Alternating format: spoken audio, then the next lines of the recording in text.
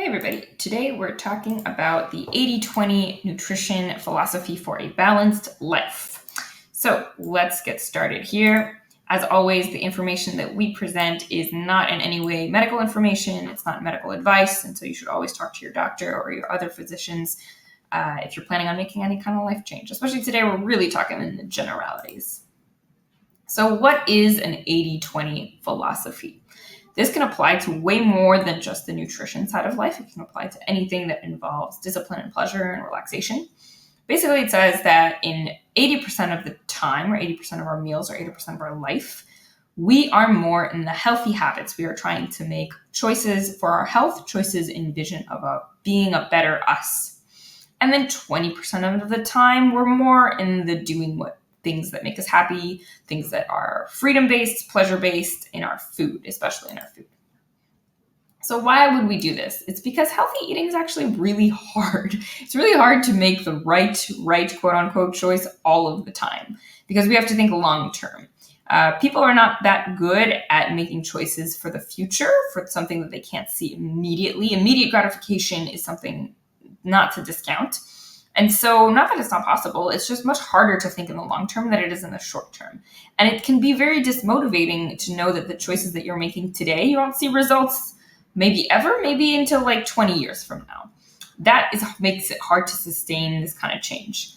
With that, we get feelings of deprivation. So you think about a lot of what you've sacrificed if you're making changes now, or you think of things that you've sacrificed in the past, things that your favorite foods and the vices that you used to have, that can be really, really frustrating. It can put us in a really negative mindset. It breeds resentment, can breed anger towards ourselves, anger towards other people, anger towards a diet or a lifestyle in particular. Not being able to indulge is actually a big reason why a lot of people fall off of this wagon. So we want to see what are ways that we can actually balance it out. And with that, it would be amiss if we didn't mention why are diets so popular as opposed to just general healthy eating.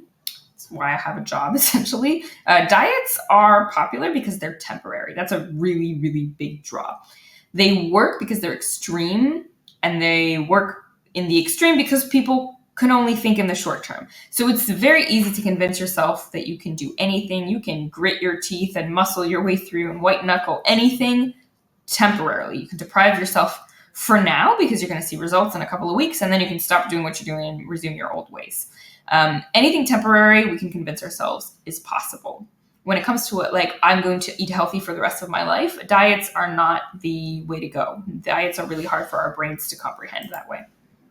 So what is a balanced lifestyle? So when we're talking about the 80% part of the 80-20, this is when we're making choices really to benefit our health, to benefit whatever body composition goals we have, just feeling good, having more energy.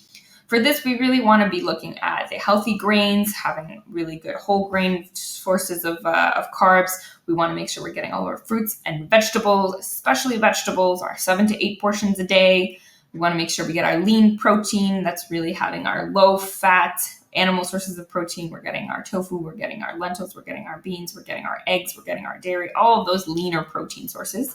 We're getting our healthy fats that are mostly coming from plants, the plant world, plant oils, avocados, olive oils, olives, maybe a little less of the butter and cream variety, but we're still including those in small amounts. We want to make sure that we're hydrated. This means 2 to 3 liters of liquids throughout the day, maybe a little bit more, maybe a little less, depends on who you are, but we want to make sure most of our hydration comes from water. And we want to make sure our timing is good. It's really easy. It's much easier to make healthy choices when we're not starving. So we want to make sure we eat every 3 to 4 hours of smaller portions, maybe more sustainable portions. That way that we're not just chowing down every 2 meals a day and that's it.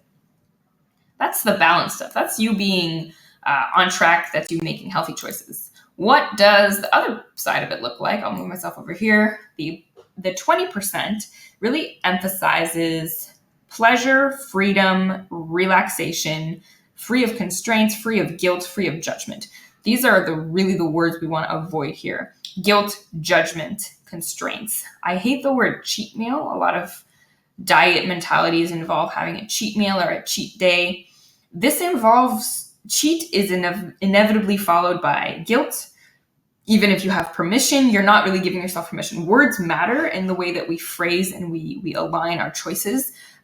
We want to give ourselves full permission by not even using a word like cheat, because cheat implies you're doing something wrong when you're making a choice to sustain a healthy lifestyle.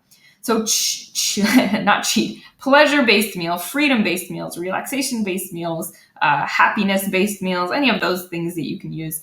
There are a couple examples here. I'll give you some more. Things like having a side that's really tasty instead of really healthy, having dessert, having a yummy drink, going for happy hour, going out to a restaurant and ordering whatever you want, having snacks that are more of the dessert, sweets, candy variety than the healthy variety. So how would you structure your balanced lifestyle? Now, there's a couple different approaches. Some people can, if you don't need a lot of structure, you just go for it and do about 80% and about 20%. If you really want to know what it looks like in practicality, if you're a literal person like me, you would want to know maybe how many meals would that look like? How many desserts would that look like? What does that look like? Let's assume you're having 3 meals a day, which you might be. It would look like about 21 meals a week. That means 18 meals a week. You do the health-based choices. You have your fruits and veggies, your lean proteins, your healthy fats, your healthy carbs, all that stuff. And then you have 4 meals that you choose to kind of do whatever you want. A lot of people naturally do this. They know that Friday nights, for instance, is never really a good night for cooking because you're kind of burnt out. So you're going to order takeout. Maybe you like to go for brunch with your family or friends on a weekend day. You like to go out to the restaurant for a date night on a Saturday. You like to go out for lunch at some point in the week. Right there, you round out, you're about 4 meals a week. So some people just do this naturally, but that would be essentially what it looks like. You basically have 4 meals that either you're not preparing or you're preparing with the sole purpose of making it tasty. If you're somebody who tracks calories or somebody who tracks macros, then you can allocate about 20% of your total macros or calories to this pleasure, freedom-based choices. And then the rest of the 80%, you're trying to do that other stuff. Other ways that you can look at it is that you have all of your meals look the same, more or less. They have the same base structure, but maybe 20% of those meals, you're adding on something fun. You're replacing something a little bit more sweet, a little more indulgent. So let's say you're having a drink with dinner. You can put whipped cream or ice cream with your bowl of fruit. You add bacon to your salad. Instead of carrots or celery, you're doing chips on the side of your sandwich. You're having dessert. You order your morning coffee with a croissant. This kind of fun additions to your life that can kind of help you get through the monotony of always turning things down or always making the right choice. We really want the balance. So there's no right way to do this. You want to find the balance. What does 20% mean to you?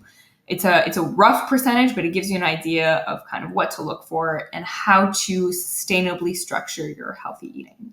So thanks for giving us a listen. As always, our email lines and DM lines and phone lines are always open for questions. And let us know if there's any other things that you want to know about in terms of nutrition. We'd be more than happy to give you a shout. Thanks and have a great day.